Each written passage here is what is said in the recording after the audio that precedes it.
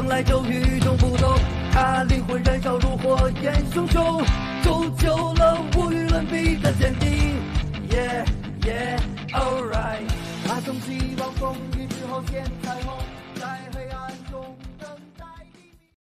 Halo sahabat Ruang Novel, kembali lagi Ruang Novel akan melanjutkan cerita Donghua berjudul Throne of Soul.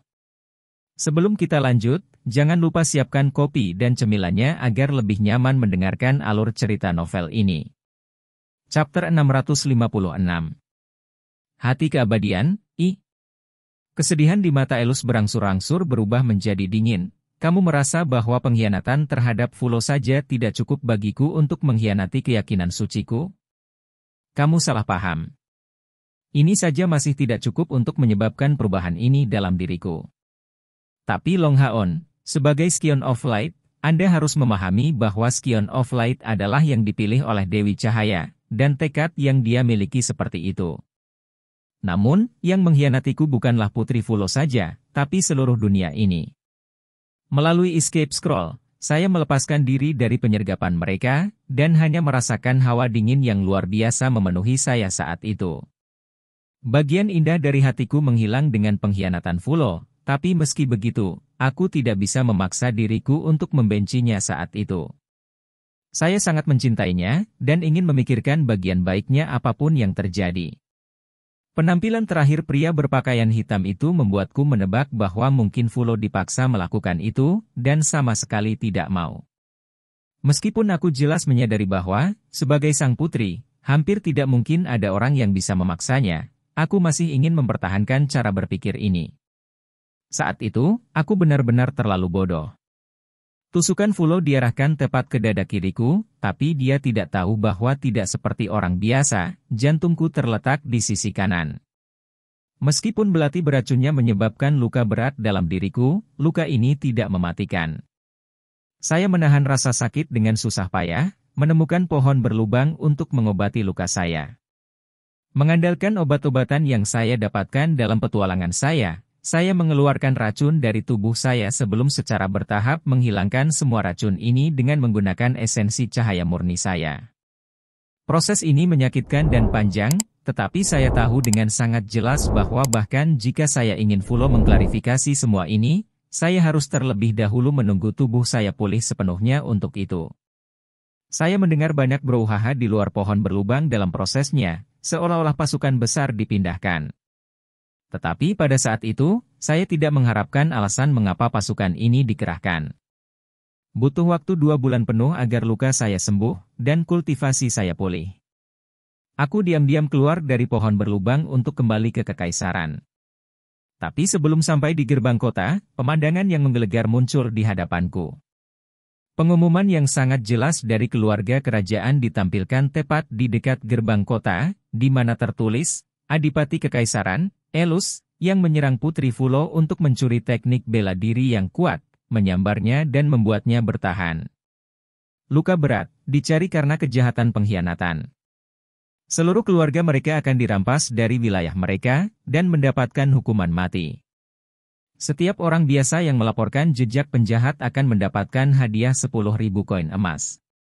Saya benar-benar tidak menyangka mereka menggunakan cara tercela seperti itu, benar-benar membuat tuduhan palsu seperti itu. Selanjutnya, pengumuman dari keluarga kerajaan ini bukan satu-satunya.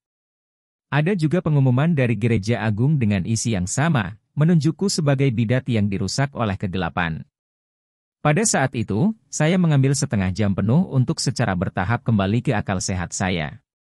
Aku sangat mencintai Fulo, tapi aku tidak bodoh. Jika saya tidak menyadari plot besar ini ditujukan terhadap saya pada saat itu, saya tidak akan cocok untuk menjadi pewaris identitas Scion of Light. Saya segera bersembunyi untuk menyamar, berpikir pada saat itu bahwa saya harus menemukan bukti bahwa mereka menipu Yang Mulia dan gereja, untuk membuktikan bahwa saya tidak bersalah. Elemen kunci dari bukti ini terletak pada Fulo, itulah sebabnya saya pergi mencarinya untuk memperjelas. Mungkin karena beberapa tahun telah berlalu, atau mungkin karena aku dianggap mati karena racun, Kekaisaran tidak menerapkan tindakan darurat. Jadi setelah saya menyamar, kembali ke ibu kota Kekaisaran sangat mudah. Melihat tempat-tempat yang sebelumnya akrab ini, hatiku sangat sakit. Pada malam hari, saya diam-diam menyusup ke istana kerajaan, masih sangat akrab dengan tempat itu. Meskipun saya seorang penyihir, memiliki kultivasi yang mencapai langkah ke-8, saya memiliki banyak cara untuk menyusup ke tujuan saya. Datang ke tempat tinggal Fulo, saya melihat pria lain di sana. Putra dari paus tertinggi, Pelo. Mereka sedang berdiskusi, dan itu di kamar Fulo. Saat itu, aku sudah menebak-nebak tentang hubungan di antara mereka, tapi masih tidak mau mempercayainya. Tetapi ketika saya mendengar dengan jelas isi pembicaraan mereka, saya akhirnya menyadari betapa bodohnya saya, dan sejauh mana plot itu. Saat itu, Fulo menanyai Pelo tentang mengapa mereka tidak menemukanku, dan dia menjawab bahwa dia telah memobilisasi kekuatan Gereja Agung, mencocokkan dengan pasukan kekaisaran untuk menemukan jejakku, hidup atau mati. Teknik bela diri di tangan saya harus diambil, dengan biaya berapapun. Saya secara bertahap membangun semuanya dari petunjuk yang saya dengar di tengah-tengah percakapan mereka.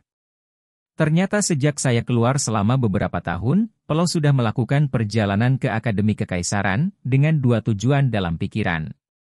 Salah satunya adalah membahas masalah menarikku ke Gereja Agung dengan Kaisar, dan yang kedua, untuk mengejar Fulo.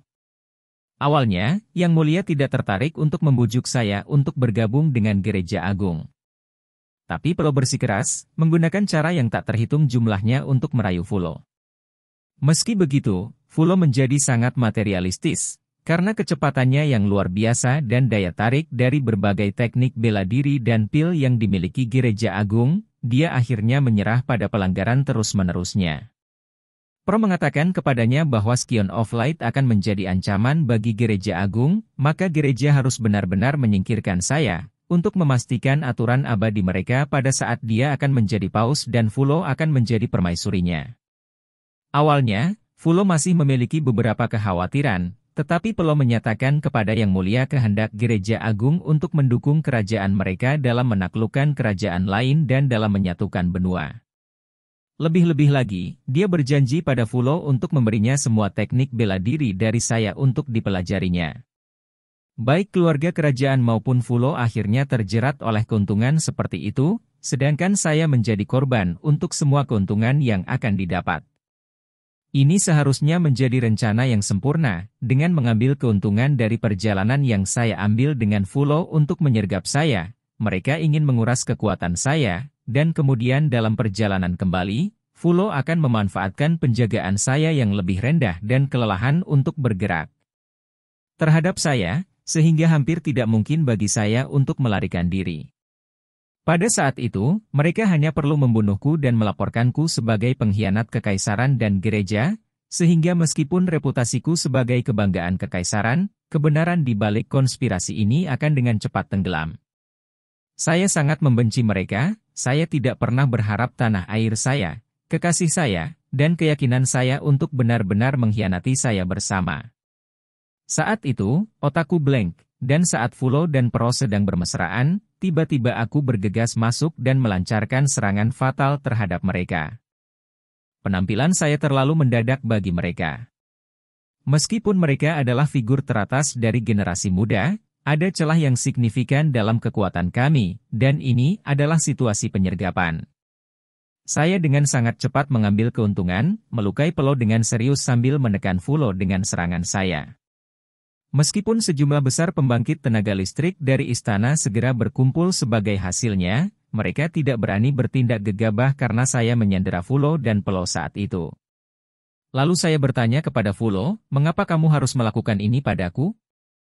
Apa dalam diriku yang membuatmu tidak puas? Dia hanya terus memohon padaku untuk kelangsungan hidupnya saat itu, tapi aku sudah mendengar semua percakapan mereka sebelumnya. Bagaimana saya masih bisa percaya pada kata-katanya setelah itu? Pada saat itu, satu-satunya pikiran saya adalah membawa mereka ke bawah dengan diri saya sendiri. Mantan saya sangat bangga. Pada saat itu, saya telah direduksi menjadi pengkhianat bangsa, sama sekali tidak dapat menerima kejatuhan yang begitu besar. Tidak memiliki keterikatan lagi dengan hidup saya sendiri, saya hanya ingin menjatuhkan pasangan yang selingkuh ini bersama saya. Tetapi Pelo itu, bagaimanapun juga, adalah putra paus yang memiliki banyak sarana untuk bertahan hidup. Tepat ketika saya siap untuk menjatuhkan mereka dengan diri saya sendiri, dia menggunakan cara luar biasa untuk memanggil serangan paus, menyebabkan saya terluka parah. Dan, pada akhirnya, karena saya tidak tahan untuk bergerak melawan Fulo, saya hanya bisa memilih untuk melarikan diri dari pengepungan. Setelah saya akhirnya berhasil keluar, saya bersembunyi di ibu kota, penuh memar setelah melarikan diri dengan sempit. Segera, kekaisaran memulai perburuan di seluruh kota, mencari jejakku. Melalui bantuan seorang pengemis yang sebelumnya saya selamatkan, saya untungnya lolos dari pengejaran mereka. Tetapi ketika saya baru saja selesai menyembuhkan luka saya, datanglah berita yang menggelegar. Mereka telah menangkap keluarga saya. Elus menggertakkan giginya dan menyatakan, mereka tahu bahwa aku disembunyikan di kekaisaran, itulah sebabnya mereka merilis pengumuman tentang mengeksekusi keluarga pengkhianat. Saya masih ingat hari itu dengan jelas, langit tampak berwarna merah darah saat Yang Mulia menurunkan perintah eksekusi di depan masa. Ketika saya melihat Pelo dan Fulo mengenakan baju besi dan memenggal kepala kerabat saya kehilangan harapan dan cahaya terakhir dalam diri saya, yang semuanya memudar. Bisakah Anda bayangkan? Seseorang yang menyaksikan semua kerabatnya terbunuh. Ayah, ibu, kakak perempuan, adik perempuan, dan seluruh keluarga saya, bahkan anak-anak kecil pun tidak luput, seluruh keluarga saya dieksekusi tanpa terkecuali. Saya tahu bahwa mereka sedang menunggu saya untuk muncul pada saat itu. Menunggu saya dengan umpan yang sempurna, mereka hanya memahami karakter saya dengan sangat baik. Tetapi pada saat itu, ubin hitam yang sebelumnya saya dapatkan dalam perjalanan pelatihan sebelumnya terpengaruh oleh emosi gelap saya, membuat seluruh tubuh saya menjadi dingin dan tidak dapat bergerak satu langkah pun. Karena itulah aku harus menatap kosong pada adegan keluargaku dibantai satu persatu. Saat itu, saya sangat marah, setelah memasuki keadaan panik. Darah saudara-saudaraku mewarnai tanah alun-alun ibu kota kekaisaran, tidak satu pun dari 367 anggota keluargaku lolos dari nasib ini. Mereka semua bertemu dengan kematian yang kejam di bawah pisau tukang daging mereka. Pada saat saya pulih dari keadaan dingin itu, anggota keluarga saya yang lain sudah padam. Sepertinya aku melihat hantu mereka, mondar-mandir dengan ragu-ragu di langit, sama sekali tidak berdamai. Saya tidak turun tangan karena keluarga saya sudah mati, dan saya meninggalkan tempat itu dengan dendam yang luar biasa. Karena saya tidak muncul dari awal hingga akhir dalam pembantaian ini, mereka percaya bahwa saya telah meninggalkan kerajaan Pombo, maka perburuan berakhir untuk sementara. Sebaliknya, mereka terus mencari jejak saya di seluruh benua. Chapter 657. Hati Keabadian, 2. Setelah akhirnya keluar dari kekaisaran, saya bergegas keluar ke arah yang ditentukan, berlari dengan panik selama 7 hari 7 malam, sampai benar-benar hanyut, menemukan diri saya di sebuah lembah. Sejak hari itu dan seterusnya, tidak ada lagi cahaya di saya. Hati, hanya dendam dan dendam yang tak ada habisnya. Kebencian inilah yang membuat saya tetap hidup, saya harus membunuh semua orang yang telah mengkhianati saya dan membantai orang-orang saya. Untuk beberapa alasan, pada saat saya kehilangan semua cahaya, teknik kulit kura-kura telah menghilang secara tak terlukiskan, mungkin karena jijik dengan kebencian yang saya miliki. Tapi ini tidak masalah di mataku, ubin hitam yang kumiliki itu adalah warisan seorang ahli nujum kuno. Cahaya dan nekromansi seharusnya menjadi dua kekuatan yang benar-benar berlawanan, tapi berkat bakat bawaanku, aku secara bertahap menggabungkannya menjadi satu. Saya membutuhkan kekuatan, aku harus menggulingkan seluruh kerajaan Pombo dan menghancurkan semua kekuatan gereja agung. Saya tidak punya kerabat lagi, semua orang di dunia ini adalah musuh saya. Hanya darah dan nyawa mereka yang bisa mengimbangi dendam di hatiku. Saya berlatih siang dan malam, meningkatkan kekuatan saya secara besar-besaran, semua demi membalas dendam suatu hari nanti. Balas dendam menjadi kekuatan pendorong terbesar saya. Sebuah Scion of Light tersembunyi di pegunungan yang dalam untuk melatih 100%.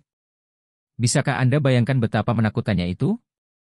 Pada saat saya meninggalkan pegunungan yang dalam ini, saya bukan lagi Scion of Light Elus, tetapi Holy Necromancer, Slumbering Calamity Elus. Aku membunuh orang saat melihatnya, mengubah semua makhluk hidup menjadi undead di bawah komandoku. Mulai dari kota kecil, saya secara bertahap mengumpulkan pasukan undead saya. Ketika saya kembali ke Kekaisaran Pombo, saya sudah memiliki 1 juta undead di sisi saya. Saya benar-benar menghancurkan Kekaisaran Pombo, dan ketika pelacur Fulo itu mengikuti Pombo kembali ke Gereja Agung, saya akhirnya membawa pasukan mayat hidup saya untuk menghancurkan gereja. Aku ingin memusnahkan mereka secara menyeluruh demi membalaskan dendam keluargaku. Mendengar semua yang dia katakan, Long Haon tidak bisa menahan diri untuk tidak marah. Apakah kamu tidak memikirkan orang tak bersalah yang tak terhitung jumlahnya yang kamu ambil dengan balas dendam seperti itu? Target balas dendam Anda adalah keluarga kerajaan Kekaisaran Pombo dan gereja. Jadi mengapa Anda harus melibatkan begitu banyak orang? Dia bersimpati dengan pertemuan Elus, tetapi benar-benar muak dengan metode kejamnya dan perlakuannya terhadap manusia lain. Elus mengungkapkan ekspresi kesedihan yang acuh tak acuh, ketika saya ragu-ragu di masa lalu, saya menyesal setelahnya. Tetapi pada saat itu, 3 kerajaan dan gereja terlalu kuat, jadi kekuatan 1 orang tidak mungkin berhasil membalas dendam. Demi balas dendam, aku berjalan melewati kejatuhanku dan menuju kegelapan. Tetapi pada saat itu, saya bahkan tidak pernah menganggap bahwa saya bisa salah. Pembantaian adalah yang terpenting di mataku. Long Haon tidak mengucapkan sepatah kata pun, karena dia bisa merasakan kesedihan dan penyesalan yang mendalam dari Elus. Dia menyesalinya. Mungkinkah mantan necromancer suci yang menyebabkan kerusakan luar biasa pada umat manusia, Elus, menyesali tindakannya? Mungkinkah karena Cair dan aku? Bahkan jika Elus memiliki hati yang menyesal, kesan Long Haon tentang dia tidak akan berubah seperti itu. Dosa yang sudah dilakukan, dapatkah penyesalan bahkan membatalkannya? Berapa banyak darah manusia yang bernoda di tangannya? Setelah aku menghancurkan tanah airku sendiri, Gereja Glorious memilih untuk bergandengan tangan dengan 2 kerajaan lainnya untuk menanganiku, memulai perang. Pada saat itu, saya telah mengambil alih hampir 1/3 dari seluruh benua, dan memiliki sejumlah besar pembangkit tenaga undead di bawah tangan saya. Soulfire mereka berada di bawah kendali saya, membuat mereka sangat setia. Pasukan dari 1 miliar undead berada di bawah komandoku, melemparkan diri mereka ke Gereja Glorious seperti wabah. Meskipun Gereja Glorious memiliki sihir suci yang kuat, sebagai necromancer suci, undead di bawah kendaliku memiliki ketahanan ekstrim terhadap cahaya. Pada awal perang, saya memiliki keuntungan total. Tapi undead bagaimanapun juga hanyalah undead. Bahkan jika mereka lebih setia, mereka telah kehilangan kecerdasan yang dimiliki manusia. Hati orang-orang bersatu secara bertahap di era Glorious ini, dan begitu mereka memantapkan pasukan mereka, serangan balasan diluncurkan di bawah pimpinan Gereja Glorious. Pada saat itu, saya sudah sangat kuat, mampu menahan bahkan serangan dari Paus Gereja Agung. Tapi aku tidak bisa memastikan bahwa pasukan undeadku akan menang dengan sendirinya. Dalam pertempuran terakhir yang menentukan, pasukan undeadku dikalahkan, dan meskipun itu juga harus dibayar mahal oleh pasukan manusia, pada akhirnya aku kalah. Terluka parah oleh sekelompok ahli yang dipimpin oleh Paus Gereja Agung, aku mendapat kutukan pelemahan jahat yang ditimbulkan oleh Paus itu. Selama ribuan tahun berikutnya, saya sangat kesakitan karena kutukan suci itu tertidur selamanya. Perang ini berakhir dengan kekalahanku, tetapi balas dendamku masih berhasil. Meskipun saya menderita luka berat yang tidak dapat ditebus, orang-orang yang melukai kerabat saya semuanya terbunuh, termasuk Paus, Pelo, dan Fulo. Saya masih ingat dengan jelas bahwa saat saya menghancurkan hati Fulo berkeping-keping, matanya dipenuhi dengan rasa sakit dan perjuangan. Saya telah mengambil hatinya untuk melihat apakah itu masih berwarna merah. Pro berubah menjadi undead dengan cara yang paling menyakitkan. Menjaga dia di sisiku, aku perlahan merebus api jiwanya selama 1000 tahun, akhirnya memusnahkannya sepenuhnya dan selamanya menghentikannya dari reinkarnasi. Saat itu, menara keabadian ini diciptakan untuk memelihara tubuh fisikku. Tapi sayangnya, saya akhirnya tidak berhasil mengatasi kutukan kebencian itu. Jika tidak, mengingat kultivasi saya saat itu, saya tidak akan mati bahkan setelah hidup 1000, tidak, 10.000 tahun. Tapi kenyataannya, yang menyebabkan tidur abadiku bukanlah luka di tubuhku, tapi di hatiku. Setelah saya membunuh semua musuh saya menemukan bahwa tidak ada yang tersisa untuk membuat saya tetap terikat pada dunia ini. Orang yang kucintai sudah mati, orang yang kubenci juga. Hati saya menjadi kosong, tidak ada lagi kepedulian untuk hidup, jadi saya akhirnya memilih untuk membiarkan diri saya mati. Kemudian saya menempatkan diri saya ke dalam tidur nyenyak di sini, karena saya tidak mau mengingat tentang perang waktu itu, dan untuk merenungkan apakah saya benar atau salah. Sekarang sepertinya saya salah. Saya benar-benar salah, tidak peduli apakah saya telah membantai mereka atau tidak, kerabat saya tetap tidak akan dibawa kembali. Selain itu, saya telah mengambil begitu banyak nyawa yang tidak bersalah. Rasa bersalah saya sudah tidak dapat ditebus. Aku adalah manusia yang paling berdosa. Mencapai titik ini, ekspresi sedih Elus membawa kekecewaan dan frustrasi yang tulus ketika melihat Long Haon dan Chai'er. Saya perlu berterima kasih kepada kalian berdua karena telah membangunkan saya, dan karena membebaskan saya dari dendam sebelumnya. Entah sudah berapa lama aku tertidur, tapi setelah semua itu berlalu dan akhirnya aku benar-benar tenang, aku bisa melihat kejahatan jahat yang telah aku lakukan. Seperti yang kamu katakan, kekuatanku tidak pantas untuk kalian berdua wariskan. Warisan milik nekromanci ini seharusnya hilang selamanya, untuk menghindari kemungkinan bencana serupa lainnya. Saya awalnya percaya bahwa semua manusia di dunia ini adalah makhluk yang tercela dan tidak tahu malu, semuanya di luar penebusan. Tetapi melihat perasaan di antara kalian berdua, saya menyadari bahwa saya salah. Dari kalian berdua, yang satu rela menyerahkan nyawanya demi yang lain, tanpa ragu membayar harga hatinya sendiri. Dan yang satunya memilih untuk menyerah pada keyakinan sucinya sebagai Scion of Light untuk kekasihnya. Kalian berdua akhirnya menunjukkan kepadaku apa itu pengabdian sejati, betapa pasangan sejati bersatu sampai maut memisahkan mereka. Terima kasih, setelah akhirnya menyaksikan perasaan di antara kalian berdua, saya akhirnya mengerti bahwa cinta benar-benar ada di dunia ini, bahwa tidak semua manusia adalah makhluk yang tercela. Jadi itu benar-benar dorongan tak berperasaan saya harus membantai segala sesuatu dengan cara saya. Sudah tidak ada artinya lagi menyesali sejak lama, tapi, setelah menceritakan semua ini padamu, aku merasa jauh lebih nyaman. Kecenderungan jahat yang memenuhi hatiku juga semakin dimurnikan, dan meskipun aku tidak mungkin kembali ke pelukan cahaya, setidaknya tubuh jahat ini dapat memberikan kontribusi dengan asal-usul sucinya. Mengatakan itu, Elus mengerahkan tangan kanannya ke peti mati di depan mereka. Energi kematian yang sebelumnya tumpah segera menyembur keluar. Tangan kirinya membuat gerakan di Long Haon dan Chai'er, dan tubuh mereka segera dikelilingi oleh penghalang emas. Oleh karena itu membuat mereka tidak terpengaruh oleh energi kematian apapun. Seseorang dapat dengan jelas melihat bahwa energi kematian yang berdenyut dengan keras semuanya berubah menjadi putih, dan meskipun Long Haon dan Chai'er hanya memiliki waktu untuk merasakan sekilas energi kematian yang sebelumnya memancar, mereka merasakan kemurnian yang menakjubkan dalam energi kematian itu. Energi kematian dengan kemurnian seperti itu sudah berada di luar jangkauan level necromancer suci. Itulah semua akumulasi yang dilakukan Elus selama beberapa ribu tahun. Kekuatan mengerikan seperti itu bisa disebut sebagai totalitas pencapaian Elus dalam kehidupan di luar cahaya suci.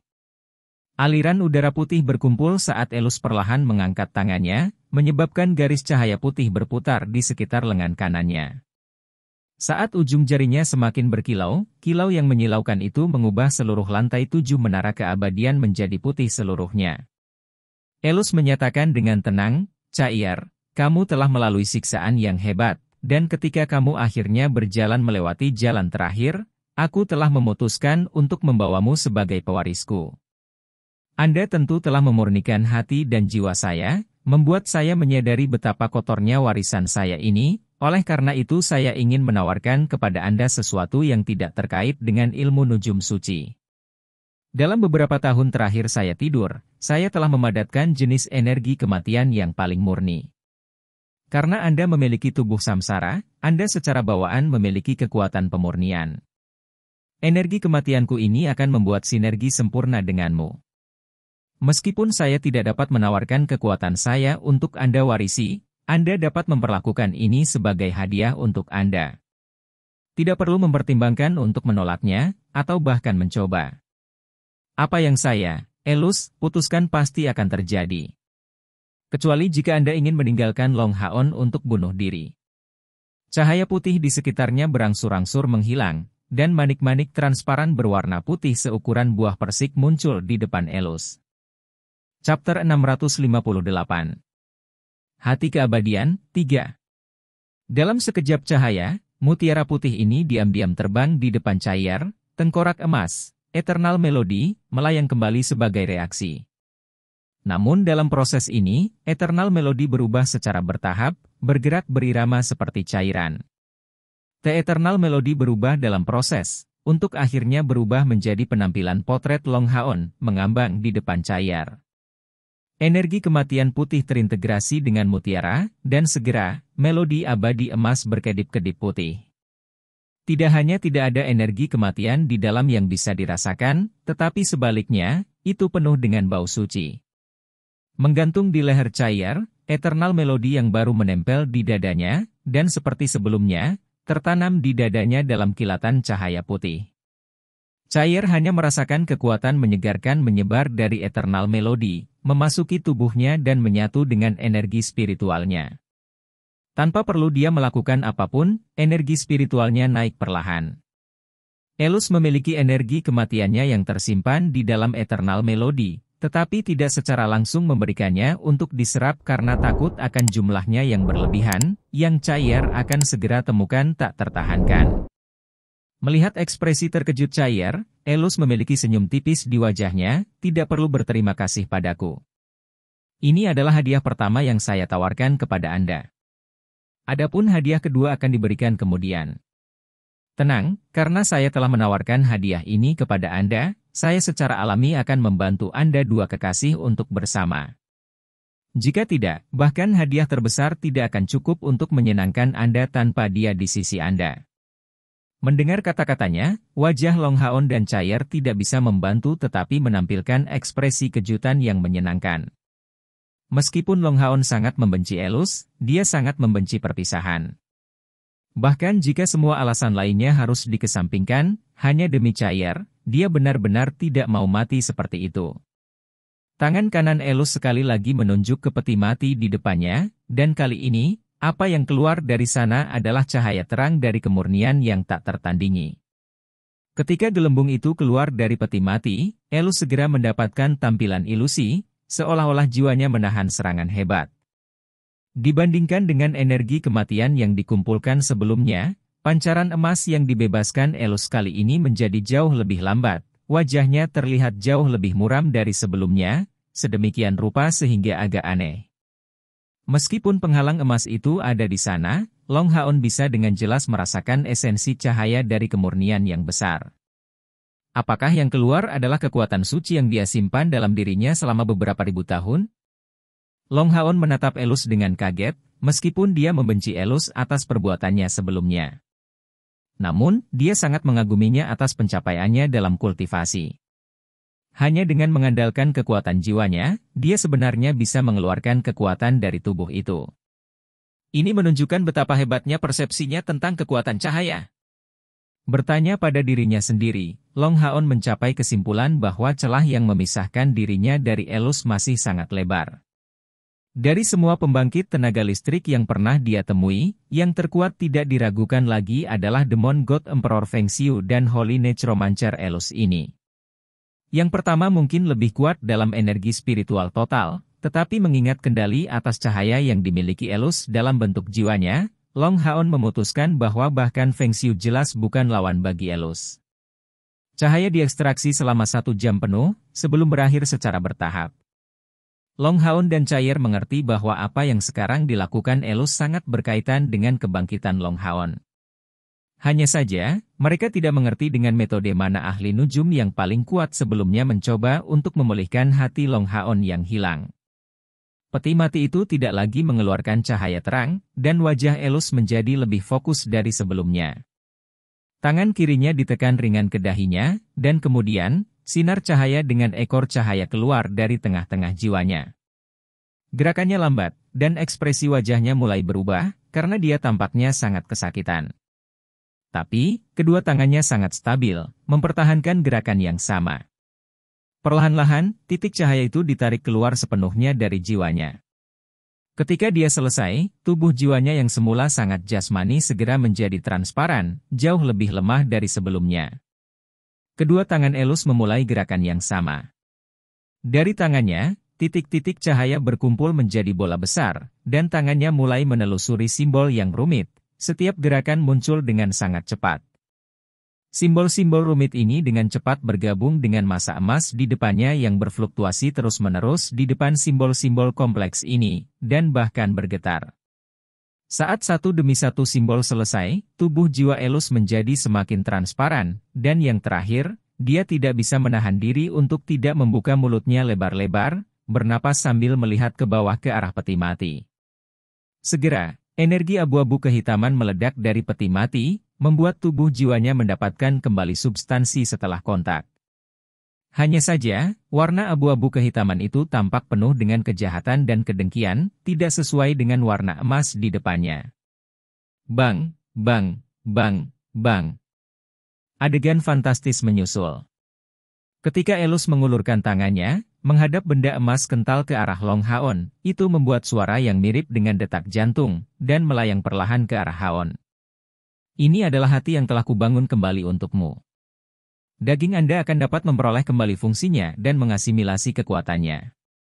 Itu akan menjadi rongga spiritual terkuat Anda di masa depan, serta sumber seluruh kekuatan Anda. Saya menyebutnya Heart of Eternity, dan jika boleh saya katakan, itu adalah mahakarya terbesar sepanjang hidup saya. Pada titik ini, Elus tidak bisa menahan diri untuk tidak mengagumi diri sendiri. Terlihat, dia sangat bangga telah membuat Heart of Eternity ini. Chapter 659. Memegang semua kehidupan, mencabut semua sar, dunia tanpa seseorang seperti saya. Di saat-saat terakhir hidup dan keberadaanku, apakah kamu bersedia memanggilku guru, Cair? Ketika Elus membuat permintaan ini kepada Cair, semburat kesedihan tanpa sadar muncul di wajahnya. Guru, Anda? Cair memanggilnya seperti itu tanpa berpikir. Bagaimana mungkin cerita Elus tidak menggerakkan Long Haon dan dia? Long Haon lebih baik, karena meskipun Elus menyedihkan, kesalahannya benar-benar membuatnya sangat berdosa terhadap umat manusia.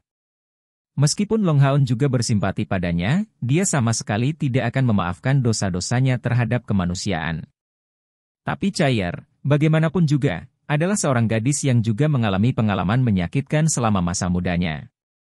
Simpatinya jauh lebih besar daripada Long Haon, dan saat ini dia hanya menemukan ahli nujum yang tak tertandingi ini benar-benar menyedihkan, dan tidak memiliki kesan lain selain simpati yang besar ini.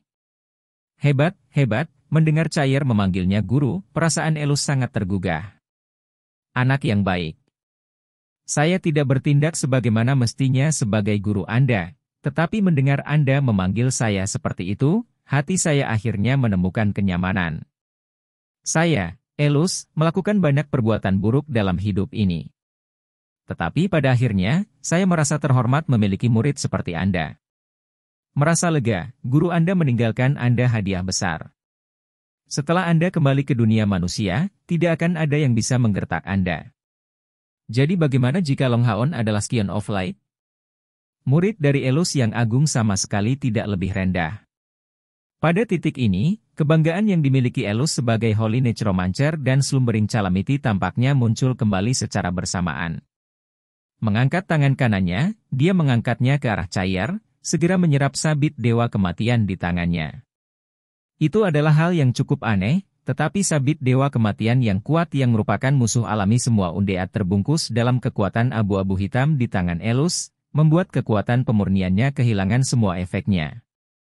Mengangkat kepalanya, Elus tersenyum dingin. Menara keabadian ini bisa disebut sebagai salah satu pencapaian terbesarku. Saya tidak berharap itu benar-benar berkembang sedemikian rupa setelah saya tertidur begitu lama. Ingin keluar dari kendali saya. Jangan memandang rendah saya. Cair, aku pergi. Karena Anda memanggil saya guru Anda, saya menyerahkan menara keabadian ini kepada Anda. Itu telah berkembang mendekati standar alat supra-ilahi. Kecerdasannya sudah terwujud. Aku akan menghilangkan hal-hal yang berlebihan di dalamnya. Mulai hari ini dan seterusnya, itu akan menjadi senjata dan perisai Anda. Setelah kekuatan berlebihannya dimurnikan dengan tanganku, rekan-rekanmu dan kamu dapat menyerapnya sesuai keinginanmu. Jangan biarkan itu sia-sia. Setelah menyerap kekuatan berlebihan ini, kalian semua bisa pergi dari tempat ini.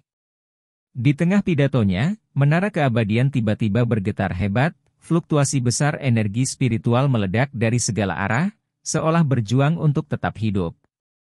Elus berkata dengan bangga, masih berjuang. Anda memang ciptaan saya sendiri. Jangan bilang Anda berpikir bahwa karena Anda memiliki kecerdasan Anda sendiri, Anda dapat melarikan diri dari kendali saya. Pada saat penciptaan Anda, saya sudah mempertimbangkan semua kemungkinan masa depan. Untuk tidak mengatakan apa-apa tentang keadaan Anda saat ini yang dekat dengan alat supra-ilahi, bahkan jika Anda benar-benar menjadi alat supra-ilahi, saya dapat menghancurkan Anda tanpa usaha sama sekali. Tangan kirinya menunjuk ke langit, sinar hitam keabu-abuan tiba-tiba ditembakkan, ditujukan ke puncak menara keabadian. Segera, peti mati di bawah tubuh Elus menggelegak dengan kabut hitam keabu-abuan yang menyebar ke segala arah. Kekuatan yang menyebar dari menara keabadian itu terus menjadi semakin kuat, dan seluruh menara keabadian bergetar hebat, hantu yang tak terhitung jumlahnya mengeluarkan suara melengking tajam. Apa yang Elus lakukan tidak diketahui, tetapi menara keabadian tampaknya secara bertahap semakin lemah saat aliran udara abu-abu hitam itu berjalan, dan hamparan besar cahaya putih mulai berkeliaran di atas ruang menara yang dilucuti.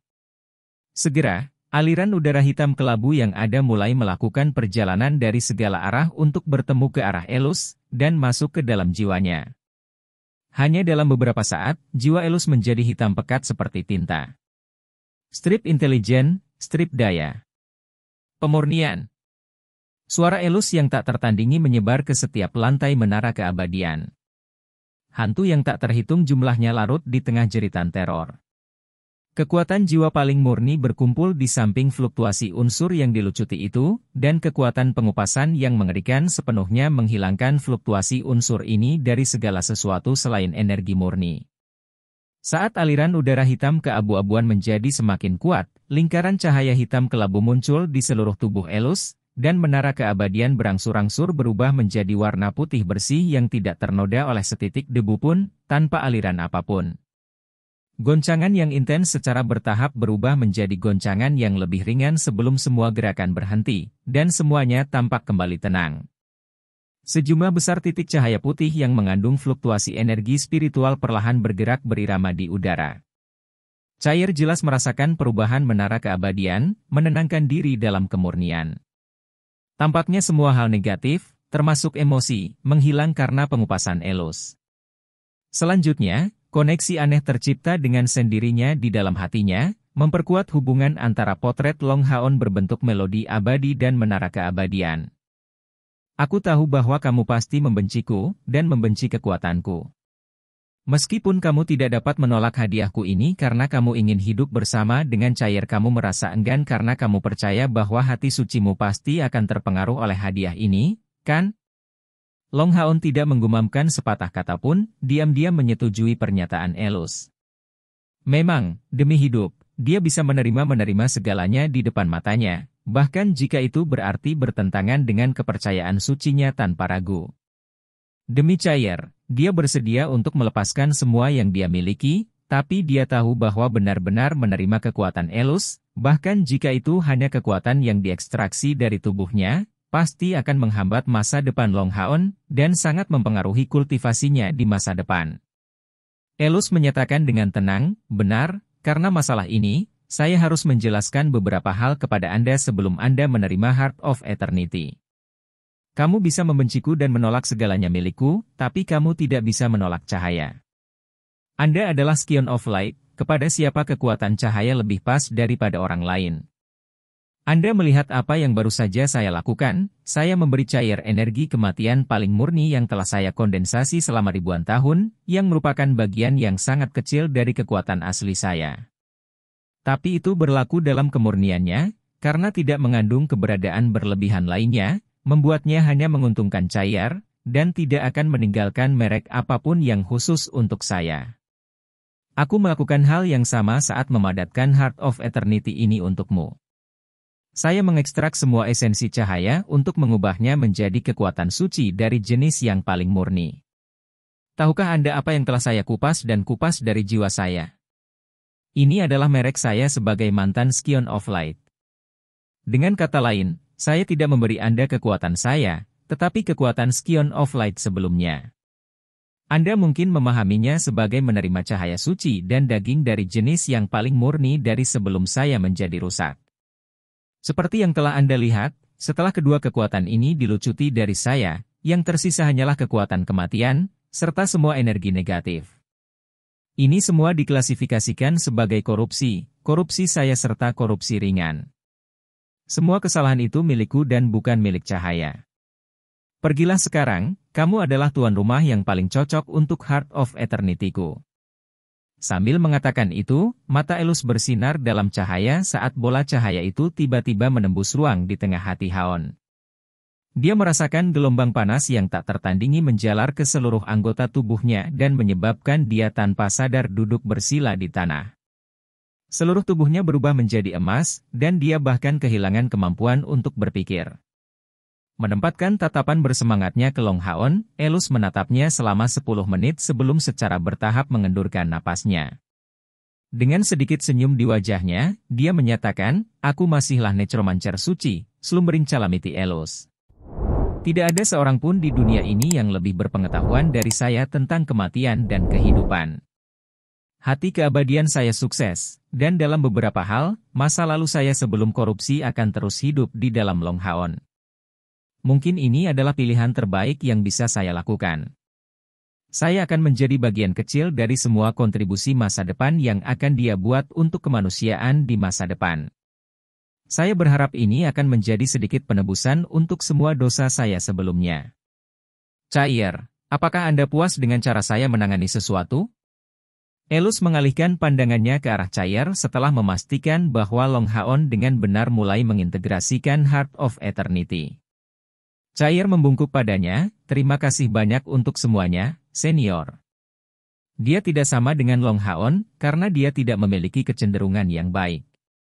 Dia hanya tahu bahwa ini sebelumnya adalah manusia berdosa, yang baru saja menyelamatkan kekasihnya sendiri. Dia hanya merasa dipenuhi dengan rasa terima kasih. Elus tersenyum padanya, "Meskipun kamu tidak dapat mewarisi ilmu sihirku, pada akhirnya kamu mendapatkan energi kematianku. Aku ingin meninggalkan dunia ini selamanya, dan disucikan oleh tanganmu. Ini adalah tujuan terbaik yang saya harapkan." Sejak saat itu ketika kesalahan dan kebencian menipu pandangan saya tidak pernah berpikir saya akan melihat hari di mana saya akan sangat bahagia lagi. Saya merasa seperti saya telah kembali ke hari-hari saya adalah Scion of Light, ketika hidup dan jiwa saya berada di puncaknya. Cair, apakah Anda bersedia memanggil saya guru? Chapter 660. Memegang semua kehidupan, memetik semua bintang, dunia tanpa seseorang seperti saya. 2. Itu adalah perasaan kedekatan yang luar biasa, seolah-olah menara keabadian ini adalah bagian dari tubuhnya. Alat surgawi mengenali tuannya. Cair segera membuat penilaian yang akurat ini karena situasi yang sama pernah muncul di masa lalu, ketika dia mengintegrasikan belati samsara untuk pertama kalinya. Tetapi pada saat itu, belati samsara jauh lebih kejam, jauh dari lembut. Elus benar-benar pantas disebut jenius di antara para jenius, seseorang yang sendirian memberontak melawan semua pembangkit tenaga listrik yang menakutkan di seluruh benua manusia. Hanya dengan menggunakan koneksi antara sabit Dewa Kematian dan Cair, dia berhasil membuat menara keabadian menerima Cair sebagai tuannya. Dari sini dapat dibayangkan betapa kuatnya Elus di masa hidupnya, bahkan mungkin Kaisar Dewa Iblis berada di bawahnya. Sickle of the Goddess of Death tampaknya mendapatkan perubahan besar dengan pemurnian Elus. Tubuh utamanya yang sebelumnya hitam pekat dikelilingi oleh iluminasi putih dengan kilap kebiruan dan keunguan, memberikan tampilan yang kurang tirani, lebih fantastis, dan bangga. Memegang sabit Dewa Kematian, Chair berdiri terdiam dan tidak bergerak untuk sementara waktu. Di dalam hatinya bergema cerita elus dan sisi angkuhnya yang sombong pada saat kematiannya. Guru, Chair menggumamkan kata mengenang, dan saat berikutnya, dia mengalihkan pandangannya ke arah bersila Long Haon yang telah memasuki keadaan meditasi yang mendalam sejak lama. Sebuah cahaya terang tipis menyebar dari dada Long Haon, menyebar ke setiap sudut tubuhnya sebelum menyebar perlahan. Seluruh tubuhnya basah kuyup dalam kondisi kultivasi. Energi kehidupan menstabilkan seluruh tubuhnya tanpa keraguan, intervensi elus telah benar-benar menghidupkannya kembali. Keajaiban yang dibuat oleh yang disebut ahli nujum benar-benar menakjubkan untuk dilihat. Tidak duduk di sebelah Long Haon segera, Chair mengalihkan pikirannya, segera kembali ke lantai 6 menara keabadian. Sebagai penguasa tempat ini, dia dapat melakukan perjalanan ke bagian manapun dari menara keabadian sesuka hati.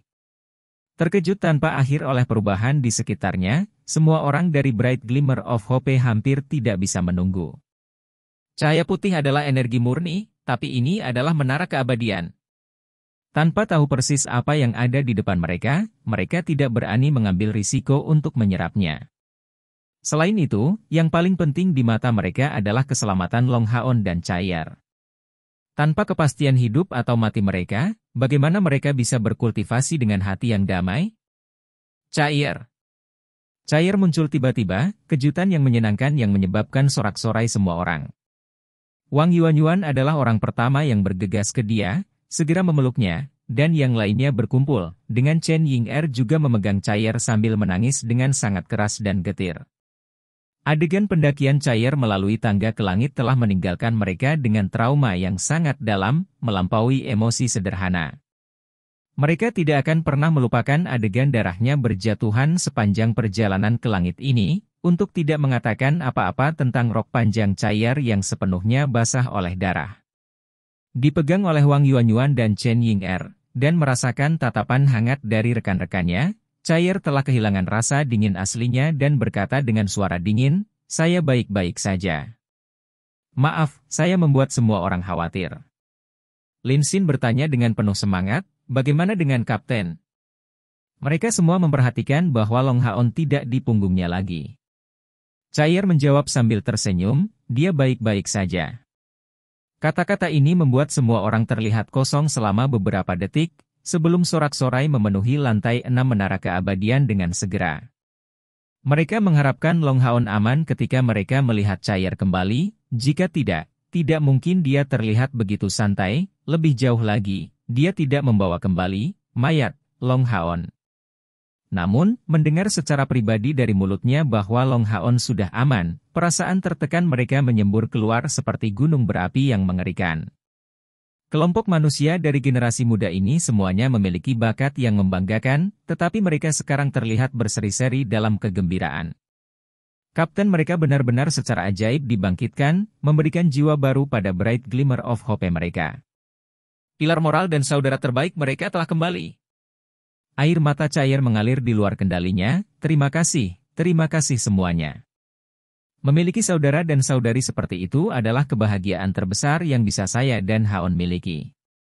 Chen Ying'er memiliki ekspresi tertawa sambil menangis saat dia menjawab, "Chair, kamu salah. Kami adalah satu kesatuan, jangan hanya mengecualikan kami." Wah, sangat bagus, itu sangat bagus. Sima Xian mengumpulkan Lin Xin lebih dekat di lehernya, memberitahu Chair dengan rasa ingin tahu, "Cepat beritahu kami bagaimana dia dibangkitkan." Jadi sangat mungkin untuk membangkitkan seseorang. Nekromansi ini benar-benar ajaib. Chair tentu saja ingin berbagi proses kebangkitan Long Haon dengan teman-temannya, jadi dia menceritakan semua detail dari apa yang terjadi setelahnya. Setelah pemurnian, menara keabadian akan menjadi alat suci yang menggabungkan serangan dan pertahanan. Meskipun saya telah melucuti banyak kekuatan dan kecerdasan darinya, itu masih jauh lebih kuat daripada alat surgawi biasa. Melalui hubungannya dengan melodi abadi, secara bertahap akan menyatu dengan jiwa Anda, menjadi bagian dari tubuh Anda. Dengan cara ini, Anda akan memiliki harapan hidup yang lebih lama seperti yang Long Haon akan miliki berkat hati keabadian saya. Chair memiliki tampilan yang kompleks. Bahkan, dia tidak berurusan dengan Elus sampai hari Long Haon dibunuh oleh Kaisar Dewa Iblis. Dia tidak pernah berharap dirinya akhirnya mewarisi bagian terbesar dari kekuatan Elus. Meskipun nekromansi Elus akhirnya tidak diberikan padanya, energi kematian besar yang tersimpan di Eternal Melody serta Tower of Eternity keduanya merupakan alat terbaik dari kultivasi Elus. Memikirkan kembali tentang kehidupan kesepian yang dia miliki, mata Cair menjadi lembab sebagai reaksi alami. Berlutut ke arah Elus, dia memanggil sekali lagi, "Guru." Elus tersenyum sangat gembira. Itu adalah kegembiraan yang tulus, saat dia dengan cerah menyatakan, "Jika ada kehidupan berikutnya, saya tidak ingin menjadi Scion of Light lagi. Saya hanya ingin menjadi manusia biasa, dan menemukan seorang gadis yang dapat saya cintai sepenuh hati, menikahinya, memiliki anak, dan hidup damai bersama. Saya telah mengalami periode yang mulia, tetapi juga periode yang rusak. Mulai detik berikutnya, semua ini akan berubah menjadi ketiadaan. Selamat tinggal, anak. Jaga baik-baik kekasihmu, gurumu mendoakan yang terbaik untukmu." Mengatakan ini, dia tiba-tiba membalik sabit Dewa Kematian di tangannya, menggunakan pedang besar ke arah kekuatan jiwa yang mengerikan yang membentuk berjuta cahaya putih. Kekuatan pemurnian ini bahkan melebihi kekuatan 7 seni Dewa Kematian Cair. Bilahnya menebas pada garis lurus, memotongnya dan menembus peti mati di bawahnya juga. Celepuk. Cahaya pemurnian yang mengerikan menyebarkan kekuatan jiwa padat yang membentuk tubuh Elus, dan mengubahnya menjadi kilau cemerlang yang tak tertandingi. Suara denting yang menusuk telinga terjadi saat sesuatu sepertinya terjadi di dalam sabit Dewa Kematian. Suara bangga Elus bergema, "Jadi apa, Dewa Kematian? Di tengah pemurnian, saya baru saja memecahkan segel Anda. Sekarang mari kita lihat bagaimana Anda akan memberikan serangan balik kepada murid saya. Jika saya menginginkannya, saya sudah lama menjadi dewa. Memegang semua nyawa. Memetik semua bintang dunia. Tanpa seseorang sepertiku. Hahaha. Haha. Semua kegelapan dan kotoran berangsur-angsur menghilang di bawah cahaya pemurnian murni itu, dan hanya suara bangga Elus yang tersisa, bergema melalui lantai 7 menara keabadian. Memegang semua kehidupan, memetik semua bintang dunia tanpa seseorang sepertiku. Sungguh orang yang sombong, angkuh, namun menyedihkan. Mantan Scion of Light dan mantan pembawa bencana bagi umat manusia, Holy Necromancer Elus, meninggal. Tetapi dalam kepergian abadi dari dunia ini, pada akhirnya dia memiliki seseorang untuk memberikan penghormatan terakhir untuknya. Cair tetap berlutut di tanah, sudah penuh dengan air mata. Wanita lebih sentimental daripada pria. Cair saat ini benar-benar lupa bahwa pria yang menghilang ini adalah penguasa ahli nujum mengerikan yang memberikan pukulan fatal bagi umat manusia. Yang dia tahu hanyalah bahwa dia sudah mati, nenek moyang yang bangga yang melakukan segalanya untuk menyelamatkan suaminya dengan merekonstruksi hati untuk Long Haon, agar mereka berdua bisa tetap bersama. Tidak peduli apa yang telah Elus lakukan di masa lalu, sekarang Cair merasa sedih atas hamburan jiwanya. Elus memiliki kehidupan yang kasar dan tidak beruntung, tetapi dia sangat bahagia pada saat dia kembali ke asalnya. Pada akhirnya, dia memiliki seseorang untuk berduka atas kematiannya. Masalah yang sangat sederhana ini sangat berharga di matanya. Proses pemurnian berlangsung selama setengah jam penuh, seluruh ruang berangsur-angsur menjadi tenang ketika titik-titik berwarna putih yang terbentuk dari energi murni yang tak tertandingi menghilang. Dengan suara dingringan, sabit Dewa Kematian mendarat ke tanah dengan tenang, membangunkan Cair dari emosinya. Tanpa sadar, dia melangkah maju dan menangkap senjatanya. Tidak hanya jiwa Elus yang telah menghilang, tetapi juga peti mati berwarna emas murni dari sebelumnya, yang bahkan tidak meninggalkan aura sedikit pun. Ketika Cair memegang sabit Dewa Kematian di tangannya, perasaan fantastis menjalar ke seluruh tubuhnya. Dia merasa seolah-olah dia telah mendapatkan sesuatu yang lebih dalam hidupnya, perubahan luar biasa ini dibawa oleh sabit Dewa Kematian. Mendengar tentang pertemuan tragis Elus, mereka perlahan-lahan menjadi tenang dari semangat tinggi mereka. Pengalaman yang dialami oleh Holy Necromancer Elus ini benar-benar terlalu menyedihkan. Tanpa disadari, perasaan simpati muncul di hati mereka. Cair menghela nafas ringan saat dia berkata, guru akhirnya menyadari dirinya sendiri, dan menyucikan dirinya secara keseluruhan, serta semua hal jahat dalam dirinya. Tidak peduli apa, dia akan tetap menjadi guruku selamanya. Energi murni yang tersisa di menara keabadian ini berasal dari pemurnian bagian cerdas menara. Ini semua energi murni, ambillah dalam setiap orang. Mari kita berhenti sementara di sini, sampai kita mengubah semua energi ini menjadi energi spiritual kita sendiri. Energi dari proses melemahnya alat supra divine akan sangat membantu perkembangan kultivasi setiap orang.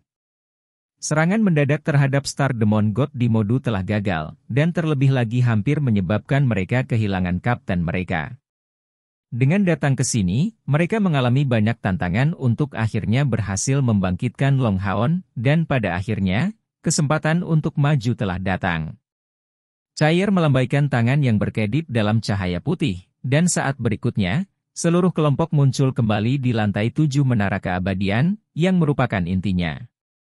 Semua energi bisa ditransfer di sini, dan terlebih lagi, dengan cara itu Cair bisa membuat semua orang menyaksikan hasil kebangkitan Long Haon. Ketika semua orang melihat bersila dan tenang budidaya Long Haon, mereka tidak bisa membantu tetapi berteriak kegirangan, menangis. Bright Glimmer of Hope akhirnya disusun kembali. Mereka semua mengepung Long Haon yang bersila, mendapatkan kembali ketenangan mereka dengan susah payah, dan mulai berkultivasi. Tepat di awal meditasi, semua orang sangat terkejut. Titik-titik cahaya putih yang tampak lembut itu diserap ke dalam tubuh mereka dan segera menyebabkan perubahan besar. Energi murni mengalami asimilasi oleh tubuh, apapun atribut energi spiritualnya, dan diserap dalam waktu yang sangat singkat. Bahkan tidak perlu menghilangkan kotoran apapun, dan energi spiritual kelompok berkembang dengan kecepatan yang menakjubkan selama proses penyerapan ini. Proses Cair berbeda sampai batas tertentu. Dia menyerap tidak hanya energi murni di menara keabadian, tetapi juga energi kematian yang ditinggalkan oleh Elus di dalam melodi abadi. Dewa kematian juga bisa disebut dewa pemurnian. Kekuatannya berasal dari pemurnian roh, dan di dunia ini, bisa dikatakan tidak ada hantu lain yang lebih kuat dari Elus. Penggunaan sabit dewa kematian untuk menyucikan dirinya sebenarnya menyebabkan senjata itu berevolusi. Tapi sabit dewa kematian bergabung dengan Cair, dan setelah menyerapnya, Cair segera mendapatkan dukungannya setelah mulai berkultivasi.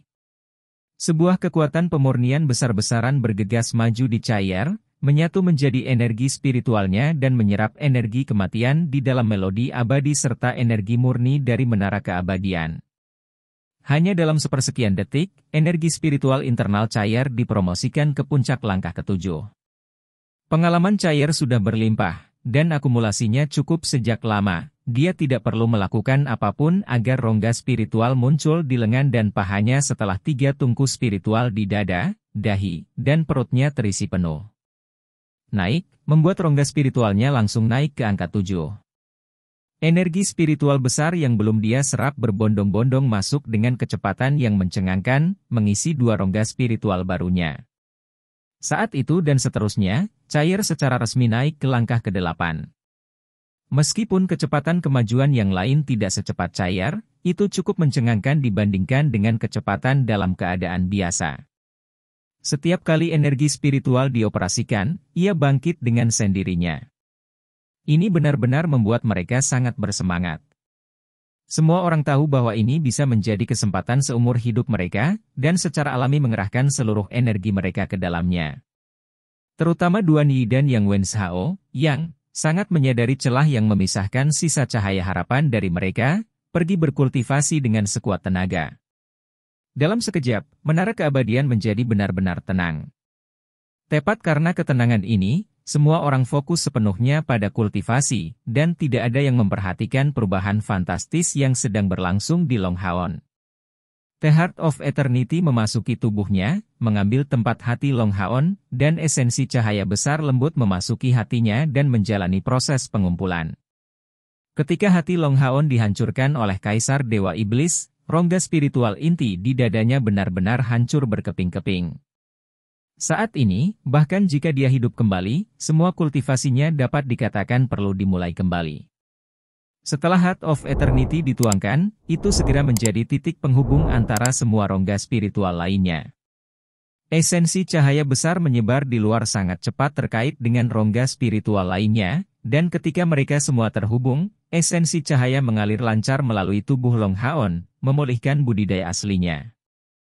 Proses pemulihan ini berlangsung sangat cepat, dan sudah berakhir pada saat Chair menceritakan apa yang telah mereka alami.